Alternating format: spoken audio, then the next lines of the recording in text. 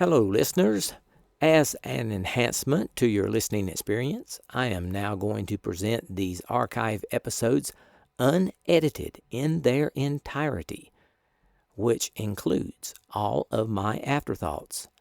So, continue listening after the outro music if you want to hear what I thought of the episode. And if you're enjoying the podcast, please support it by going to the homepage, spacerockethistory.com, and clicking on the orange donate button or the Patreon link. And now I can also accept Zelle and Venmo. Just use my email address, spacerockethistory@gmail.com. Thanks. We choose to go to the moon in this decade and do the other things, not because they are easy, but because they are hard. Godspeed, John Glenn. Roger, 0G, and I feel fine. I feel okay, I'm on. How does it feel for the United States to be the new record holder? At last, huh? When that baby lights, there's no doubt about it. Liftoff. We have a liftoff. 32 minutes past the hour. Liftoff on Apollo 11. Listen, Tranquility Base here. The Eagle has landed. That's one small step for man, one giant leap for mankind.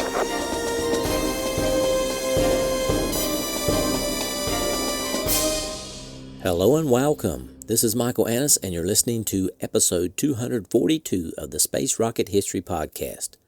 And now, Apollo 12, The Launch, Part 2. Just after the Saturn Apollo disappeared into that low cloud cover, lightning struck near the spacecraft, although exactly how close is still being debated. You'll see and hear Conrad, that is, say a few seconds later that he has lost his inertial platform and the spacecraft power system has cut out. At 10:22 a.m. Houston time, Apollo 12 began its journey to the moon's ocean of storms, thundering from the launch pad into an overcast sky. Pete Conrad could not restrain his glee at once again leaving the Earth, reporting, "This baby's really moving." Within seconds, the Saturn disappeared into the overcast. The clouds muted the sound and glowed for a few seconds with red-orange fire. The tempo of the air-ground communications indicated the Yankee Clipper was off to a good start. Dick Gordon reported, "Looking good, the sky is getting brighter." But this message was followed by a brief, "uh-oh." All 11 system warning lights fired at the same time. In the most catastrophic simulations, the crew had only seen 3 or 4 lights, but right now, in the real world, the whole board looked like a Christmas tree. Conrad said it sounded like a baseball bat smacking an aluminum pole. At that instant, the controllers saw a brief glitch on their displays. In the command module, glaring amber lights in the upper right quadrant of the caution and warning panel flashed on. Conrad yelled to Gordon and Bean, "What the H word was that?" Over the internal intercom, Conrad started to read them aloud. "AC bus 1 light. All the fuel cells. I just lost the platform." The platform he was referring to was a set of gyroscopes that provide a reference for navigation. The platform is aligned using reference stars and is essential to determine spacecraft orientation and velocity. Platform loss during the launch phase is a serious problem. Conrad saw the 8-ball tumble aimlessly. More warning lights came on, confirming that the command module's navigation platform was out of commission. Conrad called Houston. "Okay, we've just lost the platform, gang. I don't know what's happened here. We had everything in the world drop out." Only a slight strain could be heard in his voice. Okay, we just lost the platform, gang. I don't know what happened here. We had everything in the world drop out. Roger. +1. Fuel cell lights and AC bus light. Fuel cell disconnect. AC bus overload 1 and 2. Main bus A and B out. "We lost a lot of stuff," Gordon responded on the closed loop of the internal intercom. "We had a whole bunch of buses drop off." Electrical power was provided by the command and service module batteries and fuel cells to a bus or distribution point. There are 2 main buses and 10 secondary buses for power distribution to the command and service module equipment. 36 seconds after launch, observers saw a brilliant flash of lightning in the vicinity of the launch complex. Initially, they did not report it because they were just too busy. Pete Conrad glanced over to the center panel and was startled to see almost every light that had anything to do with the electrical system glowing brightly. He could hardly believe his eyes. In the right seat, Alan Bean was mystified. He had seen so many electrical crises in the simulator that he could, just by looking at the pattern of warning lights, recognize any given malfunction almost immediately. But he had never seen so many lights before. The thought flashed through his mind that something had severed the electrical connection between the command module and the service module. Had the emergency detection system sensed some problem with the booster, triggering the escape tower and whisking them away? No, he would have felt that for sure. And yet something was seriously wrong with the electrical system. Or was it? The meters showed that the spacecraft was still drawing electrical power, although at a lower voltage than normal. Could he even trust the gauges? He told Conrad, "There's nothing I can tell is wrong, Pete." In Mission Control, the flight director, Jerry Griffin, heard Pete Conrad describe in one breath the longest list of malfunctions he had ever heard. Griffin couldn't believe this was happening, not on his first mission as a flight director.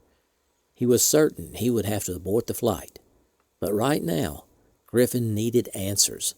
Nearly everyone was scrambling to nail down the source of the data loss.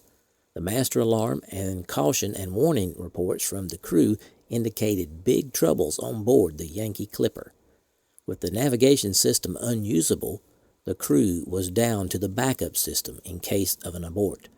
The only thing keeping the launch phase going was the Saturn guidance and computer system in the instrument unit at the booster's forward end. The command and service module gyros were tumbling, useless as a reference for either the crew or the guidance system. The crew was literally flying blind without instruments they could trust. Jerry Carr, the Capcom, relayed the reassuring news that the Saturn was still accelerating on the proper trajectory toward orbit. This was the only piece of good news so far. In a calm voice, Flight Director Griffin called on John Aaron, the bright 24-year-old flight controller in charge of the electrical system. But he heard only silence. Griffin called again. "What do you see?" In the Mission Control Systems row, John Aaron was seated at the console in front of Griffin, monitoring the cabin pressure as the Saturn continued its ascent. Rapidly scanning his displays and event lights, John was about to advise Griffin on the cabin pressure stats when his displays stopped updating.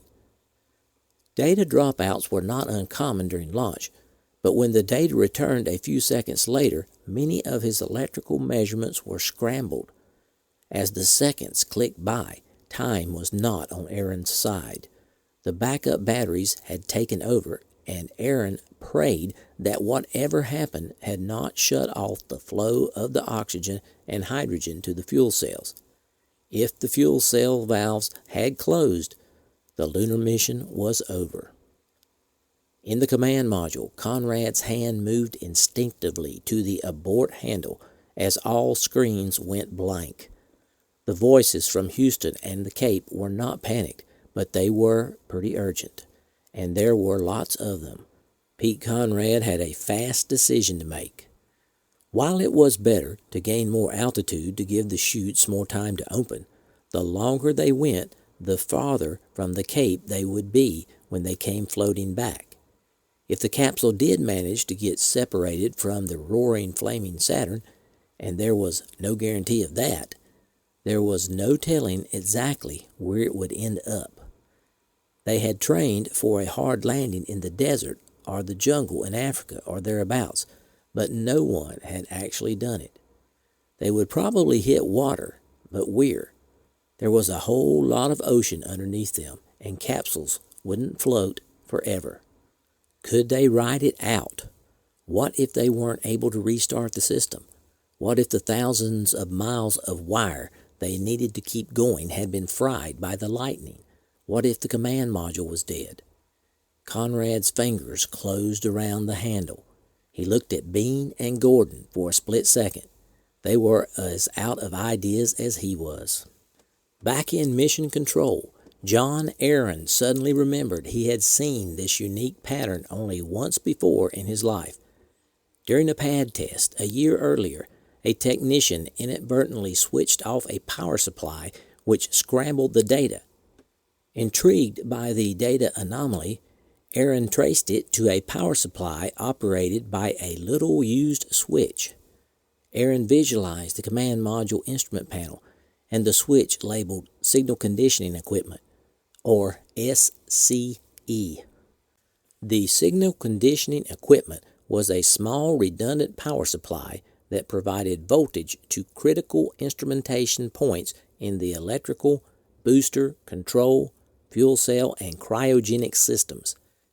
If the normal power supply failed, the switch could be moved from normal to auxiliary, or AUX. Aaron now translated this single obscure event into a train of actions that would save the Apollo 12 mission. Aaron's next call made him a legend in Mission Control. He said, quickly and confidently, "Flight, try SCE to AUX." The words tumbling over the loop from Aaron were alien to Griffin, alien to the entire team. Taken aback, Griffin stated, "Say again, SCE to AUX?" ending his statement with a question mark. This time, more firmly and slowly, Aaron repeated himself.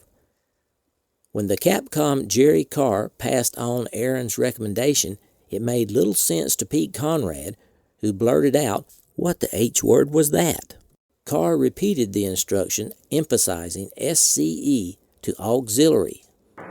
Apollo 12, Houston, try SCE to auxiliary, over. SCE to auxiliary. SCE to auxiliary. During powered flight, the command module switches and controls are allocated to the crewmen who can see and reach them. The SCE switch was Al Bean's responsibility. Reaching forward, Al firmly toggled the switch down and confirmed, SCE is in auxiliary. Moments later, in Mission Control, John Aaron announced, "I've got valid data, flight. It's looking good." EECOM reports the readings back. EECOM reports the readings back. John Aaron's telemetry had returned. For some unknown reason, the spacecraft's fuel cells had been knocked offline. Unless they could be reconnected, the command module would have only its batteries for power, and they were reserved for re-entry. At the flight director's console, Jerry Griffin weighed the possibility of an abort. Interdispersed with the discussion, the trench continued to rock through the abort mode calls. For a few seconds, Griffin worried that Aaron might give him an abort call, but when none came, Griffin exhaled a loud sigh of relief. Still, the Saturn sped onward. Conrad glanced up and saw bright light. They were above the clouds. They were heading in the right direction. Whatever had happened to them, it hadn't touched the booster or its guidance system. The G-meter had passed 3 and was still climbing. Now the command module's internal intercom buzzed with excited voices, thick with the weight of acceleration. "Try the buses. Get the buses back online. I've lost the timer. 2 minutes. EDS to auto."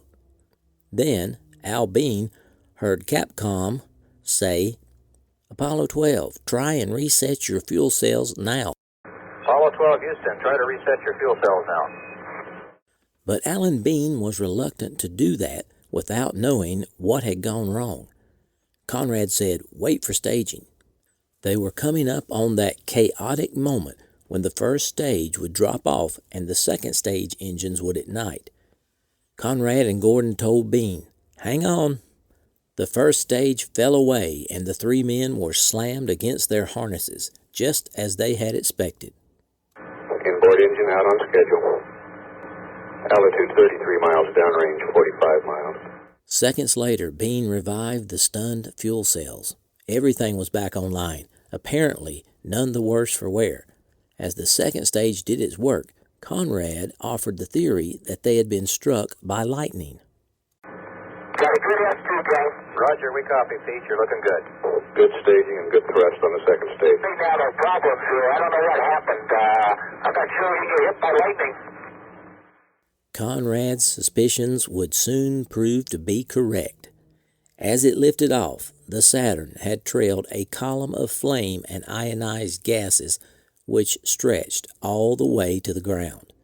Tearing through the rain clouds, it became the world's longest lightning rod. 36 seconds after liftoff, a bolt of electricity discharged right through Apollo 12 and onto the launch tower 6,000 feet below. The command module had shut itself off in response to the tremendous electrical surge. A second strike at 52 seconds, unnoticed by Conrad and his crew, had wiped out the navigation platform. Both lightning bolts were recorded by an automatic movie camera near the launch pad, as analysts would later discover. Right, Pete. Your fuel cells look good down here. I think we need to do a little more all-weather testing. Amen. Goes the tower gang, SOA clean. We look good. Good show, Pete. You're in mode 2. Launch escape tower has been jettisoned on schedule. And we confirm the engine skirt separation also. Downrange 122 miles, altitude 61 miles, velocity 10,000 feet per second. We've got an ISS light on, and we've got a cycling CO2 partial pressure high, which I don't bother me particularly, and we have reset all the fuel cells. We have all the buses back on the line, and we'll just square up the platform when we get into orbit. Roger, Pete. That sounds good. As Bean had reconnected the fuel cells, the warning lights went out one by one, but the platform was still out. They would deal with that once they were in orbit. Conrad released the abort handle and shook Al Bean's hand. Then he grinned at Gordon. It's important to remember the lightning strikes and the recovery happened very quickly in just a few moments. I'm going to play an uninterrupted clip of what went on in real time. This audio comes from the command module voice recorder, so we can hear conversations inside Yankee Clipper and also hear the conversations with the ground. 11, 10, 9, 8, 7, 6, 5, ignition, 3, 2, 1, 0, liftoff. Clock's running. Liftoff, the clock's running. I got a yaw program.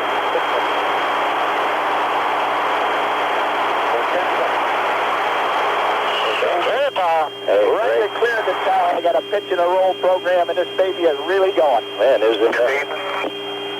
20 seconds. That's a lovely liftoff. That's not bad at all. Everything's looking great. Sky's getting lighter. Okay. 30 seconds. Looks good. Roll start late. Move. 100 feet. The hell was that? I lost a whole bunch of stuff. I don't know. The buses. Mark 1 Bravo. Roger. We had a whole bunch of buses drop off. That's nothing. It's nothing. I think it's... What we got? I can't see. There's nothing wrong. AC bus 1 light. All the fuel cells. I just lost the platform. All I got is GDC. Yeah. Okay, we just lost the platform, gang. I don't know what happened here. We had everything in the world drop out. I can't, there's nothing I can tell is wrong, Pete. I got 3 fuel cell lights, an AC bus light, a fuel cell disconnect, AC bus overload 1 and 2, main bus A and B out. I got AC. You got AC? Yeah. Maybe just the indicator. What do you got in the main bus? Main bus is both indicating 24 volts. Huh? 24 volts, which is low. We got a short on it of some kind. I can't lose a boat. Apollo 12 Houston, try FCE to auxiliary, over. Try FCE to auxiliary. What the hell is that? Fuel cell FCE to auxiliary. Try the buses. Get the buses back on the line. Everything looks good. FCE to aux. The GDC is good. Stand by for the, I've lost the event timer. I'm One Charlie. One Charlie. 2 minutes, CBS auto is off. Yeah. CBS auto. 12 Houston, go for staging. Roger, go for staging. We had some really big red tanks. One of the buses for you, Al. Stand by. Center engine. Okay. 12 Houston, try to reset your fuel cells now. So reset the fuel cells. Wait for staging. Wait for staging. Yeah. Hang on. Hang on. 25. 27. 32.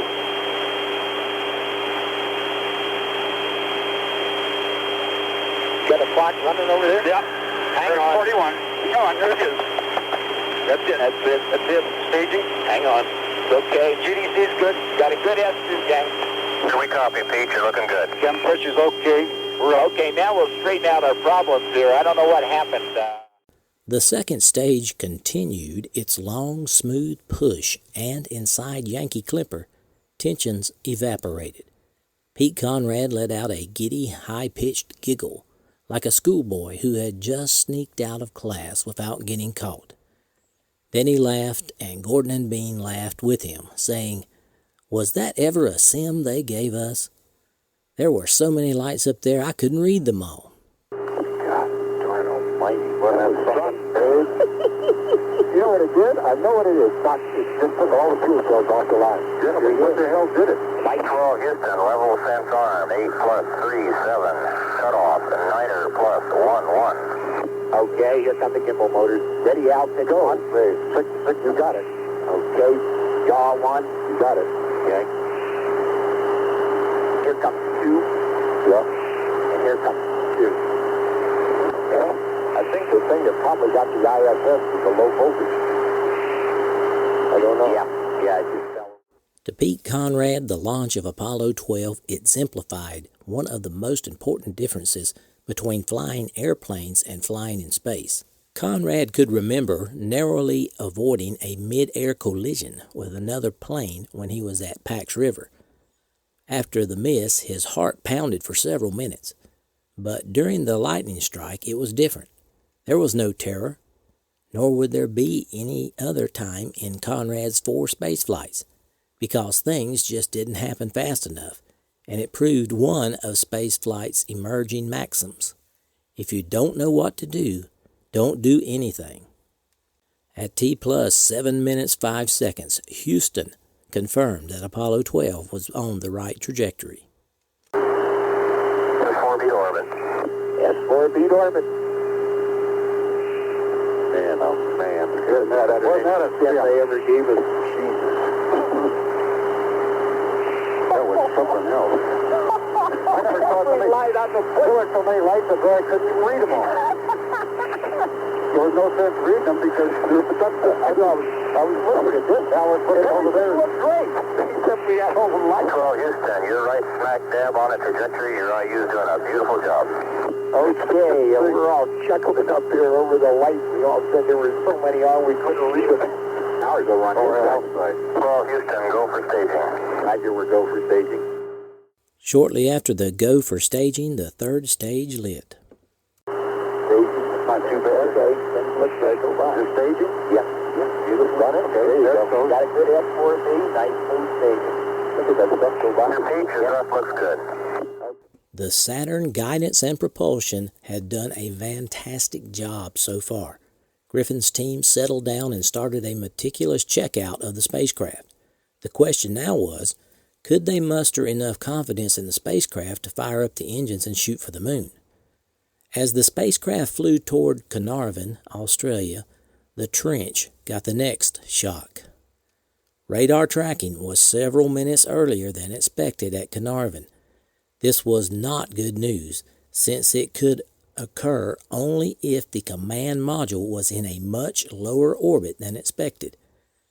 With a sinking feeling, the Flight Dynamics Officer Jay Green conferred briefly with Retro Chuck Dietrich, trying to resolve two incompatible pieces of data. Flight Director Griffin had enough problems, so they decided to keep their concerns to themselves while they anxiously waited for more tracking data. Finally, a sigh of relief when they had confirmation that the Yankee Clipper was in the correct orbit. They trusted their gut instincts, and they were right. An atmospheric anomaly had bent the tracking data, faking the radar into believing that the command module had crossed the horizon early. The command and service module power was back, but the status of the spacecraft was uncertain. Flight Director Griffin's team gave a sigh of relief when the third stage of the rocket pushed Apollo 12 into orbit. Reports of the lightning strike were withheld until after the critical launch phase was over. At a news conference after launch, astronaut Tom Stafford described the emergency procedures taken by the spacecraft crew. At the time when they lost the 3 fuel cells and the 2 AC buses in the spacecraft, a lot of lights come on and the warning sounds go off. I think Pete Conrad and the whole crew should be really commended for keeping a cool head there and reacting just like they should, since our own instrument unit went out and started to spin on him. However, he was looking at the rate gyros as the backup instrument, made his own analysis real fast and said, let's press right on. At that time, then Al Bean was able to reset the fuel cells, and by the time that it got past staging, they had the AC buses back on the line working 1, 2, 3, 4. I think this also brings out the point that when everything just went boom like that suddenly, as far as the loss of power and all the other indications, is an example of why we have experienced test pilots flying these vehicles. President Nixon also weighed in. President Nixon watched the launch outside in the rain. Sometime later, when everyone had caught his breath again, the president visited launch control. America, the United States, is first in space. We're proud to be first in space. We don't say that in any jingoistic way. We say it because as Americans, we want to give the people of this country, and particularly our young people, the feeling that here is an area that we can concentrate for a positive goal. Concentrate and be proud of being Americans. Be proud of what we have accomplished, not only for ourselves, but for future generations and for the whole world.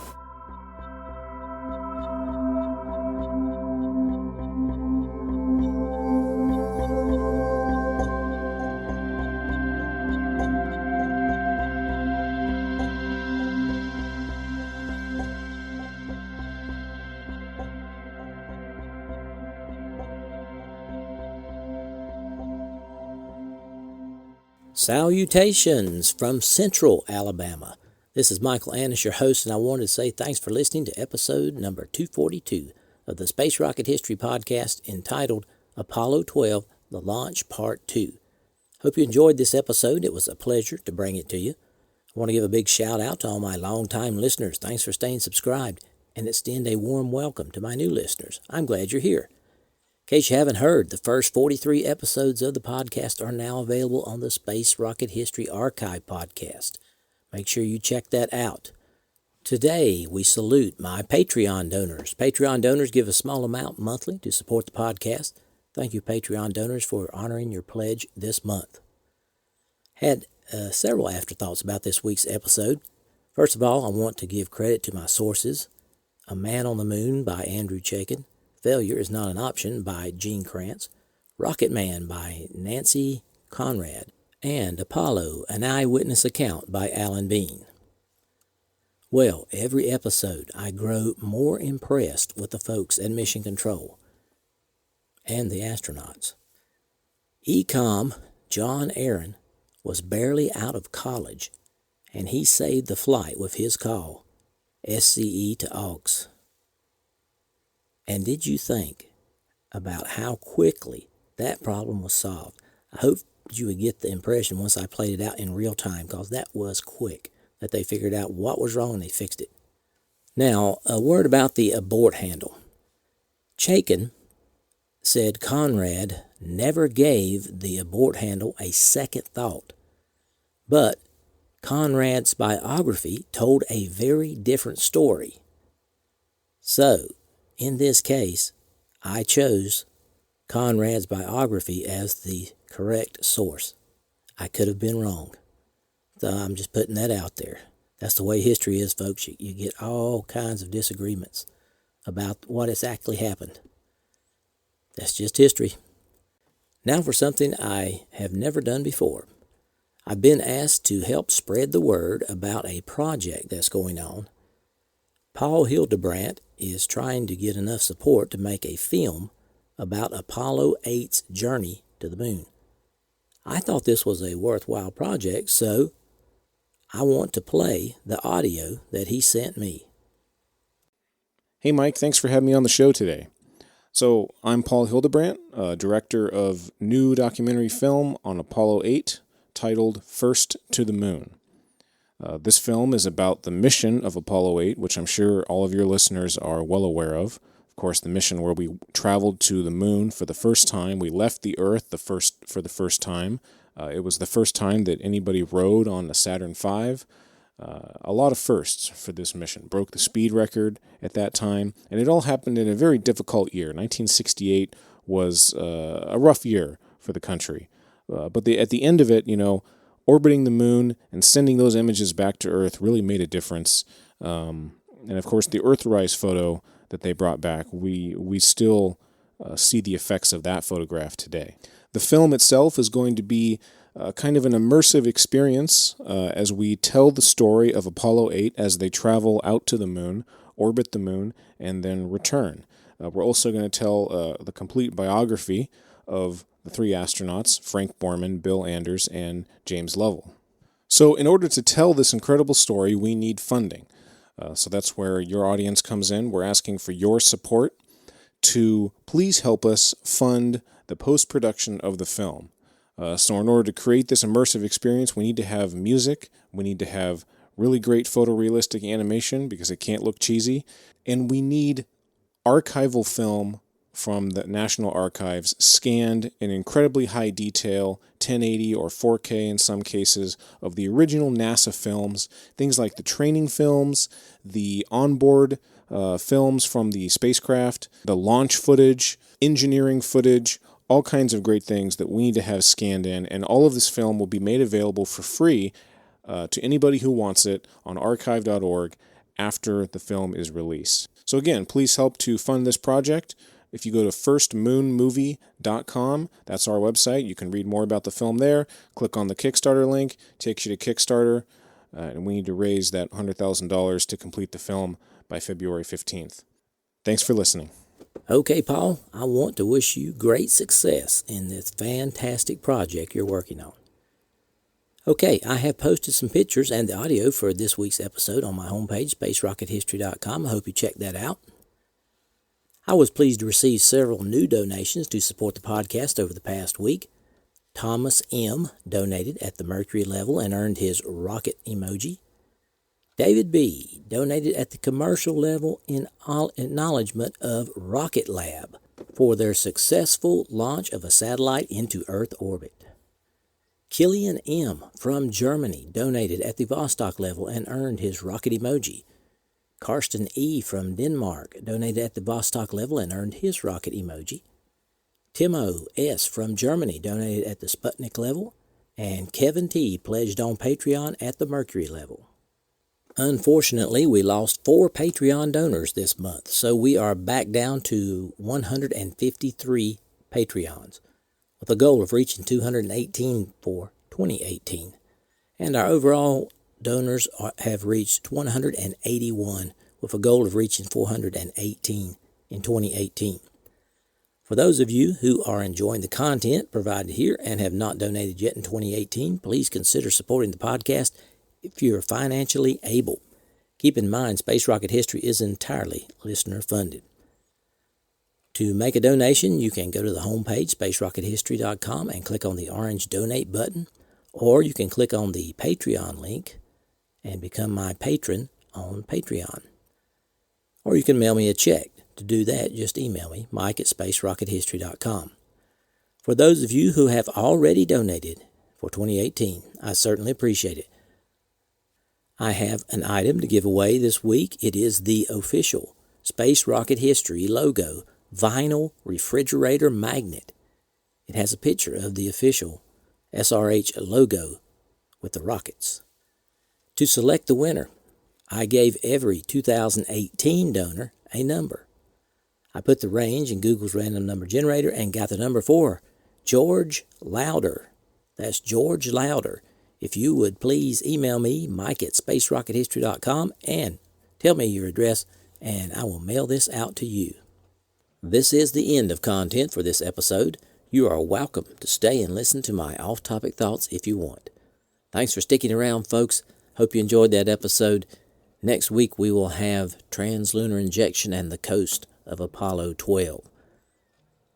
As I record this, I have just watched the live stream of the Falcon Heavy launch, and it was fantastic. I want to give a super shout out to SpaceX and the highest congratulations for the successful launch of Falcon Heavy. Could you believe that? The simultaneous landing of the two side boosters. It was just incredible. I didn't make it to the Cape to view it in person, but as I said, I watched the live stream, and I was just so pleased with it. We have been waiting for this launch for years through the endless technical problems and delays. I am just elated at this moment that we finally got to see it today. What a giant leap for SpaceX. They now have an operational booster powerful enough to take people to the moon and maybe Mars. Absolutely fantastic. So my big congratulations to SpaceX. On that note, I'm going to close out. I hope to have episode 243 posted by next Thursday. So long for now.